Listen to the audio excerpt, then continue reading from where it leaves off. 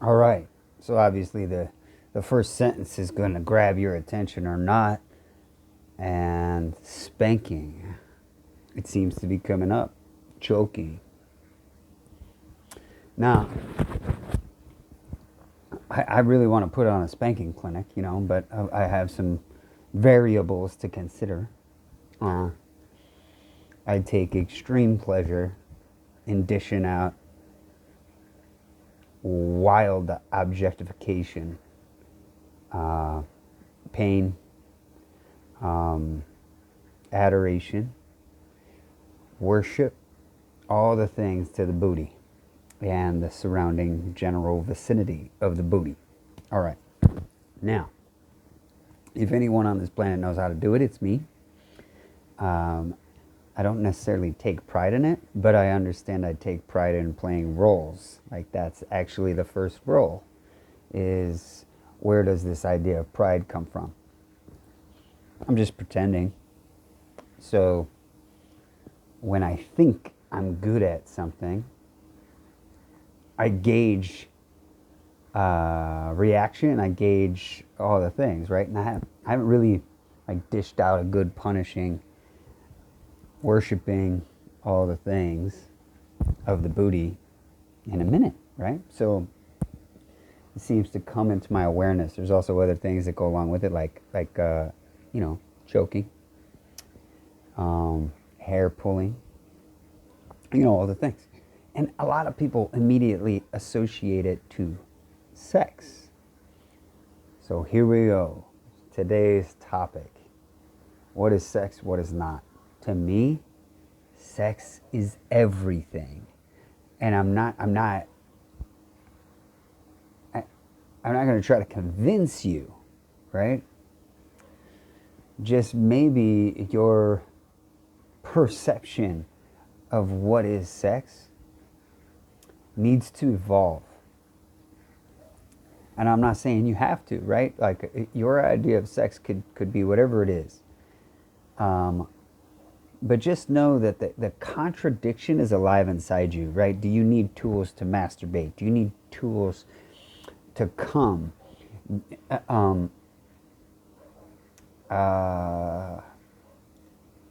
Why? And then in these necessary tools, is your awareness rising or coming to more of an understanding of yourself, a connection to yourself, or are you giving it all away, or is the contradiction creating some sort of vibration that disconnects you, right? So the macro and the micro. I don't know if I'm getting it right. I have no idea, nor do I really deep down inside care. But today I was literally sitting on my yoga mat crying. I don't know why. It's just humbled by such... Why would anyone want to include me so much? Who am I? I don't know why. But I feel humbled. I feel honored. I feel lucky. I feel privileged. I feel all the things that I didn't know before, right? But often I'm not sure I fully am into awareness, so much so that I wonder if I deserve it. Why do any of us wonder if we deserve anything? We're born into this world. We deserve everything. Otherwise, we wouldn't be born into the world. Think of the privilege that it takes for two people to come together to make a child. How could you ever look at that other person with negative light? You can't. Like the light exploded for you into the form of a child. So if anything, you fall back on that. You could just come right back to looking at your child being like, oh, thank you. Don't like you and how you're behaving when you're thinking of the person that you made the baby with, but But you can always come back to the macro, and just be like, there you are. There's the perfect. You showed up in this child. Here you go. The love that I once had for you, or that whatever where that light was created and pulled from, I'm going to give it to this child. It has nothing to do with you, but it is you. So the macro and the micro, like the honeybee, sometimes I'm not sure. The world gets so trippy sometimes I'm not sure, am I a honeybee or not? With all the flowers out there beckoning the bee, calling the bee, please come pollinate me. Without these trees making love, these trees, bushes and plants can't possibly make love. They can't. They need the pollinator in order to make love. So they've got to think of all these ways to get the bee to visit them. Think about the intensity of that possibility.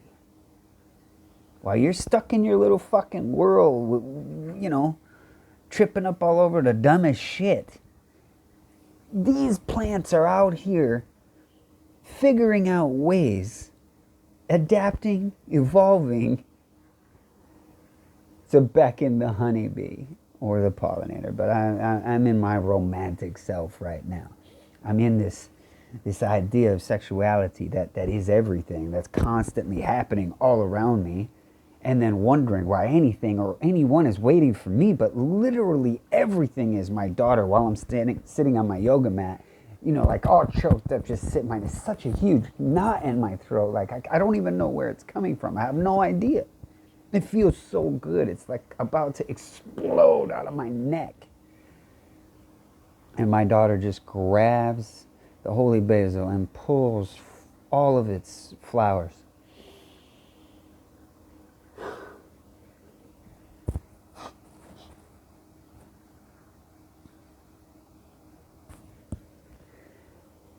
The plant was calling her. Help me draw attention to myself. Help me find myself. Help me find awareness. I'm waiting for you.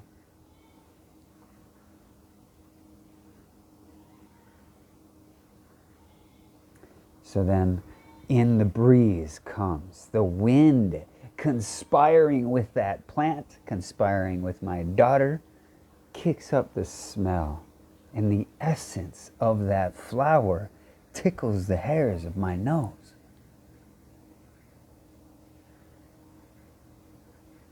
Do you get the magnitude of what just fucking happened? That smell. That smell. Do you know what that did to the chemicals in my brain? Of everything around here? Holy basil. Look up the stories. Look up the Krishna stories of what holy basil represents. If you're going to engage in the pretend fantasy land, please, by all means, do. It's all part of it. Everything is happening out here, and it's waiting for you, beckoning you, finding different ways to get the creative you to come alive. What is creation? It's sex. It doesn't have to show up in this ingrained thing here. It doesn't have to be that. We're all making love, right? It could be that too, though.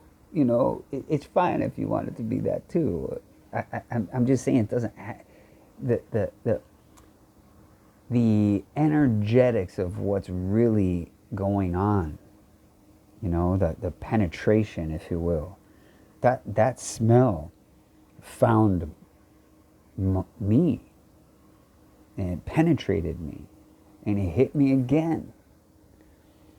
So what am I? Do you know the flight pattern of a honeybee? Do you know the magnitude of what the bees have to do all the time?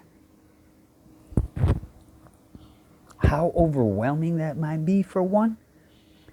To think that there's anything out there waiting on me.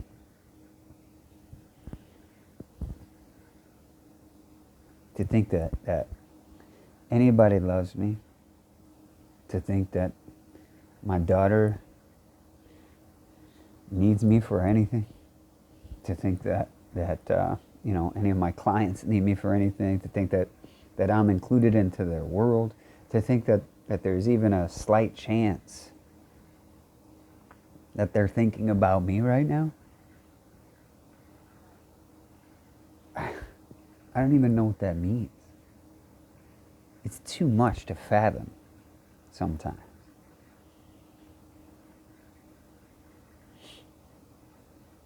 But the fairy dust, the pollen, the magic, the plant's protein, it must be spread. It must.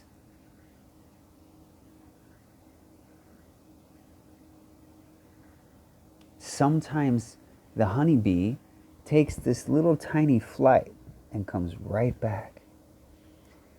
And there's that line in the sky, and it sees it and it remembers, based on the sun's rotation, the earth's rotation, the speed at which we're traveling, the idea, the concept that there's a field of energy somehow that I can navigate through, with, by, for.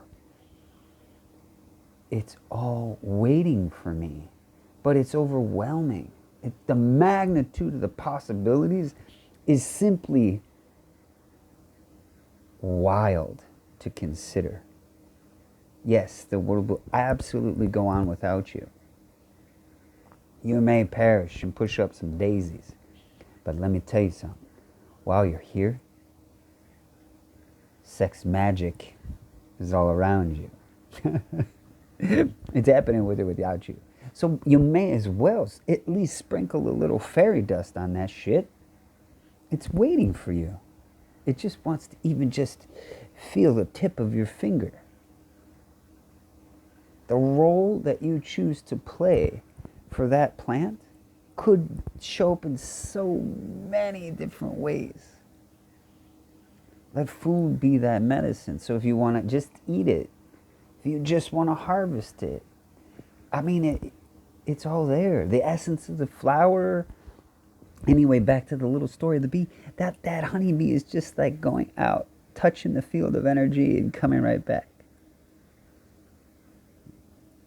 And then goes out a little further, comes right back. Orientation flights.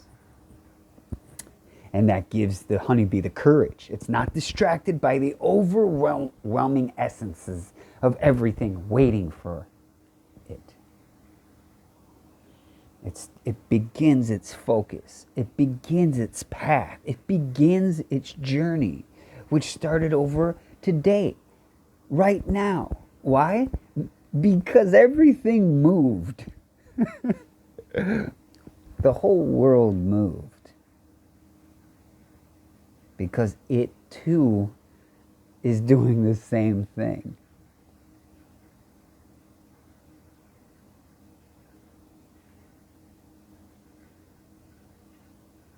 Are you picking up what I'm putting down?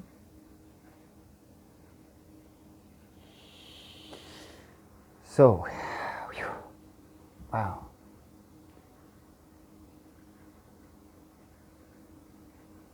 You know,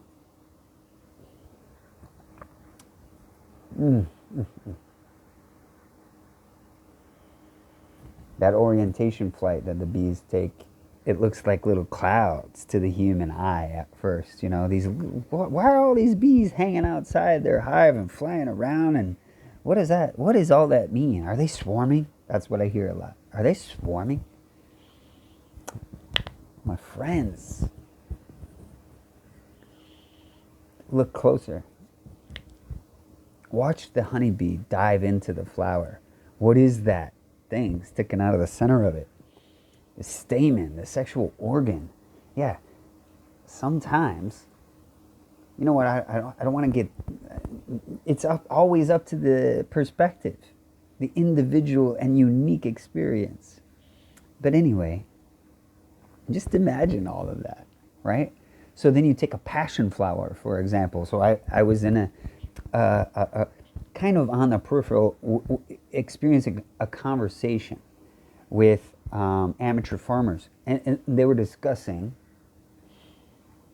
what makes the fruit come with such a large flower, with so much to get charged to create the fruit from the flower with the passion flower, because you got to touch one part and the other part simultaneously in order to experience full pollination. So the fruit, in order for that to come, see, there's no way that I talk about it. It's going to be sexy. It's all sex. There's larger pollinators. That's what the passion flower is trying to beckon. But for whatever reason, we have evolved to bring things places. Some say we shouldn't do that. Invasive species. Hey, snap back. We are here now. Together. Making love. Or not. So the honeybee, it sees it's being called to do a much larger job, a much bigger task, with such a magical reward.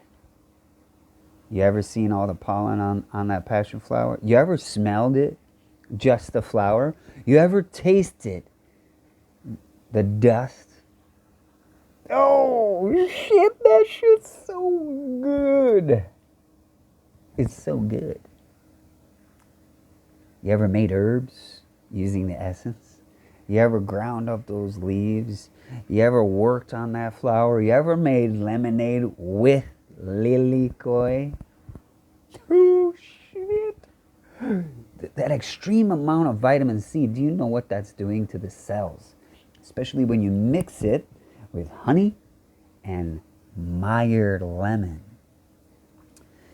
Listen, if you're not an herbalist, you may not even grasp the full magnitude of the potential of the words that I just chose to use. And then when we put those into our body, the combination of those things, the cellular experience, because each cell in your body is unique. It is to having its unique experience. It is to vibrating. Yes, my friends. You may have damaged cells in your body. So when you think about what a little pollinator like the honeybee has to do when it's being called by the passion flower, wait. Hey, honeybee, I know you're small, but maybe you could get a buddy or something and come over here and take care of my stamens. So, the first time, like I don't want to get too distracted, but I heard a story. I'm listening to two beekeepers talk about having lilikoi honey. I'm like, now this is years ago. I'm like, these motherfuckers. You infuse that shit.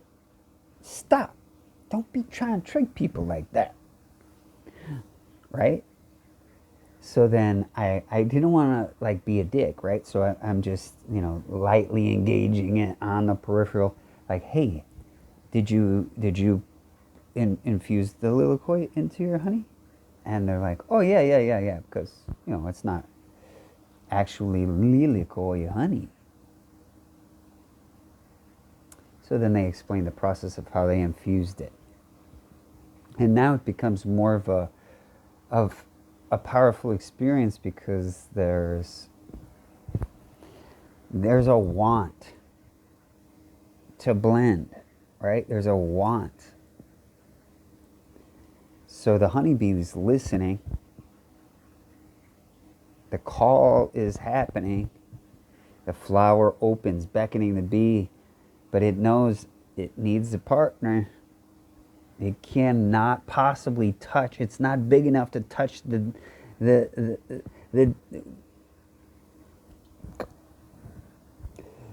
So I see then 3 honeybees on one passion flower. And it was like watching porn. But only a porn that I can't describe. I can tell that these honeybees were making love to each other. I can tell. Covered in the passion flower pollen. In complete and total bliss, in heaven beyond the words. How did those bees get there? Well, they had to orientate. They had to take that little bit of flight. They had to come out of the hive. They had to leave the darkness. It's perfectly still. It's perfectly dark. It's a sound, resonant, calm, constant frequency, full of festooning, which is the bees holding hands. It's a noun and a verb. It's perfection, being perfected. The hive is perfect because it's always in action.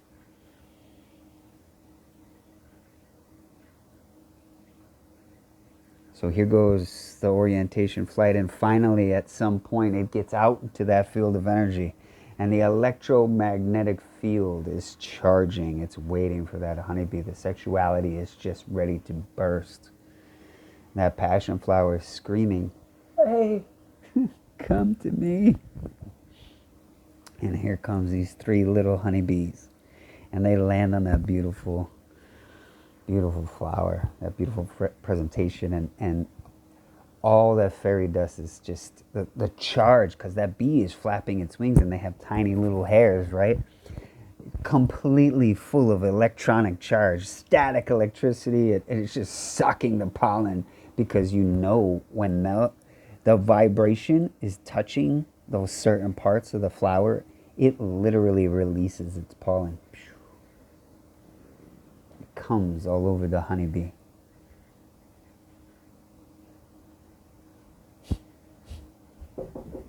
Yes.